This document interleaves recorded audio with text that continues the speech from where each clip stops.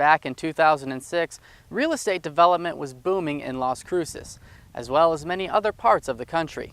Those days are over now, but the effects of a lack of infrastructure regulation during that time is still felt by people living here in La Mancha Estates in Doña Ana County, as well as many other nearby areas.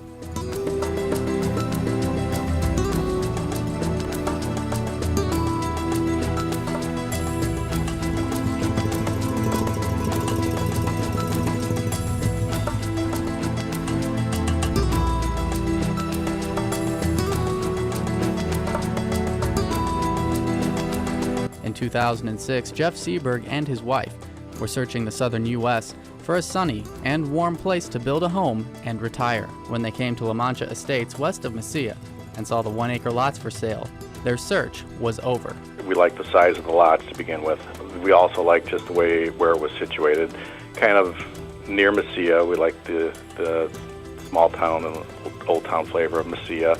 And the views were gorgeous. I mean, you got views of the Oregon Mountains on one side, you had Picacho Mountain on the other side, you had, the Rio Grande was nearby, so the setting was just really nice. They paid $75,000 for the lot and $1,500 in impact fees because they were told they would be connected to the city of Las Cruces sewer system. To them, they say everything seemed wonderful, so they put their house on the market in Wisconsin and planned to sell their business as well. The Sebergs weren't the only ones impressed with La Mancha Estates.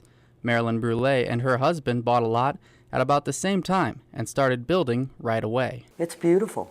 I mean, we live in a very nice area. The Brules live across the street from the Ruddicks, who also built a home and purchased an adjacent lot for $85,000. But unbeknown to all the new home and lot owners of La Mancha Estates, something was happening that would drop their property values and change their life plans. Alyssa Ruddick explains. Everything that we built our home around was just crashing in on us. Isaac Chavez with the Las Cruces Association of Realtors says he and many others felt the developer of La Mancha Estates, Philip Philippou, was taking on too many developments at once, and when the housing market crashed, so did he. I think that you had a developer who, I think pretty much is universally agreed, did some things that maybe were too excessive and probably, wouldn't be allowed today. Back then, Chavez says it seemed like everyone was looking to make a buck off the housing boom. 5 years ago, the market was so strong, everybody was building,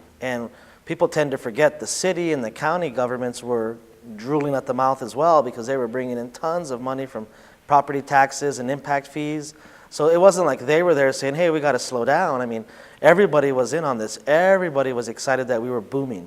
But Las Cruces Mayor Ken Miyagishima says he saw red flags when it came to Philip Philippou's developments. Roughly in 2006, 2007, when I was still as a city councilman representing District 6, a lot of the development was happening in my area, was happening in District 5, in addition to other parts of the county. And I didn't believe that this developer could continue to do what he's doing without finishing one subdivision. Most developers start a subdivision and then finish a subdivision. They don't start 5 or 6 different subdivisions, both in the city and the county, all at one time. You just don't do that. City of Las Cruces Community Development Director David Weir explains in the past, developers would set up letters of credit with a bank. The idea was in the event the developer couldn't pay to finish the development, the money would be made available so the infrastructure could be completed. What oftentimes has happened in the past, as development takes place, a developer will get it's called a guarantee of performance and a letter of credit that is supposed to equal the amount of monies that it will cost to build the streets, drainage, infrastructure, provide the utilities, etc., depending on how the approval was set up. Mayor Ken Miyagishima says Philip Philippou fell behind on several developments in the city, so the city sued him and received a settlement of about $3 million, including land and assets to go along with money. According to Miyagishima, the settlement involved 5 developments, but La Mancha Estates wasn't included because La Mancha Estates is in an ETZ zone. The ETZ zone stands for the extraterritorial zone, and it's a 5-mile boundary that encompasses the city limits.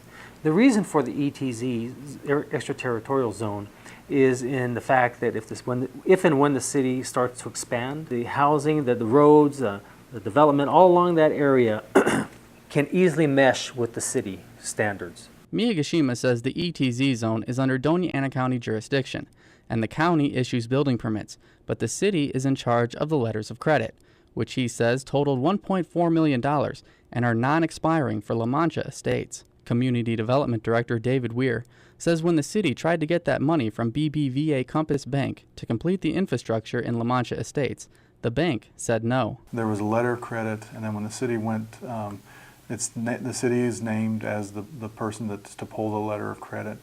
And in this particular instance, when the city went to the bank and tried to get those remaining funds, the bank would not provide the money to the city to do those improvements. We contacted BBVA Compass Bank and received a call from Ed Billick with BBVA Compass in Birmingham, Alabama. Billick wouldn't answer any of our questions and continuously repeated that we should ask our questions to the city of Las Cruces. When we asked Community Development Director David Weir why BBVA Compass Bank wouldn't release the money, he said, They just didn't provide the money. BBVA Compass Bank is in possession of the unsold lots in La Mancha Estates, and according to homeowner Marilyn Brule, the bank, with the help of NAI Realty, is trying to sell the lots to a developer in the hopes they'll come in and complete the infrastructure. Well, we're hoping that a developer will come in. So far, that hasn't happened, and according to County Commissioner Billy Garrett, more roads, sidewalks, and curbs need to be added to the development. There are currently 20 homes and 118 lots in La Mancha Estates, but Garrett says the water line is not complete. There's supposed to be a connection that would make it a looped connection. That means that essentially the water lines that are going into La Mancha, as I understand it, are dead-end lines, which is not a good situation in terms of health. You have possibilities of problems with those lines. The sewer line connecting La Mancha Estates to the city of Las Cruces is also not connected. City Council member Nathan Small, who sits on the ETZA board, which includes 3 elected officials from the county and 2 from the city that oversee ETZ issues, says there are major problems trying to connect La Mancha Estates to city sewer. There's really substantial challenges to things like getting a sewer line out there that are just extremely difficult. You have to cross rivers, go under interstates. When Alyssa Ruddick was building her home in La Mancha Estates, she says she told the plumber to tie into the sewer line because she was told the infrastructure was in place. So whenever we signed our paperwork with the realtor, the city sewer was going to be promised to be in here before we got finished building. The sewer line wasn't finished, and the Ruddicks were pumping into a street manhole. Then, according to Frank Fiore with the New Mexico Environment Department, Philip Philippou had the homes pump into a cluster septic system without a permit for 2 years. And the problems began to mount as more homes actually became occupied and the system was overloaded by the number of homes that were on it. Fiore says many of the homes began to pump into individual septic tanks. However, 5 still use the cluster septic system, and there are still problems with the system today, as raw sewage recently was found seeping up onto the street while we were shooting this story. That's a bad situation because you've got untreated human waste on the surface, and the common scenario we think about is kids playing in a puddle. You know, there's this neat little puddle in the street, and the water may or may not look all that bad at the time that it's up there, but it's very likely contaminated with coliform bacteria and fecal coliform bacteria. According to County Commissioner Billy Garrett, a lot needs to be done in order to complete the subdivision. There are significant costs that are associated. For La Mancha, it's probably in the range of $860,000 or so. That of work that needs to be done in order to move forward. State Senator Steve Fishman, representing District 37, contends poor enforcement of regulation is to blame for the La Mancha Estates mess.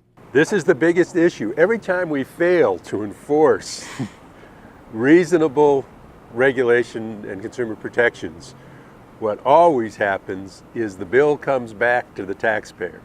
Now, we're in a tight budget situation and the problems won't get handled in a good time frame, and we're going to have some consumers who really got jobbed by what's happened at La Mancha as a result. Shortly after being elected mayor, Ken Miyagishima implemented a substantial completion policy in the city. It says you have to have substantial completion, almost 80 to 85%. Definitely you have to have the water and the sewer and the utilities all underground. It has to all be working before you can even sell a lot. Doña Ana County also passed a similar ordinance, which senior planner Luis Marmolejo feels will go a long way to prevent what happened at La Mancha Estates from happening again. I think it's something that was needed, very much so. I think it's what should have been in place a long time ago, I believe. To me, the way I see it, we're not going to have that issue anymore because we can tell a developer we're not going to issue permits unless this thing is substantially complete. Now that the substantial completion ordinance is in place, Doña Ana County isn't issuing any building permits in La Mancha Estates, which is unfortunate timing for Jeff Seberg because he sold his home in Wisconsin and is renting a duplex there with his wife. We are presently on hold and just waiting until this matter gets resolved, and then we can head down there and start building, hopefully. But Marilyn Brule is starting to lose hope that the subdivision will be complete. Because it is in the ETZ zone, she feels the city and county are giving her the runaround. We went to the city said you work with the county says you work with the city. So we have been back and forth from city to county, and the right hand doesn't know what the left hand is doing.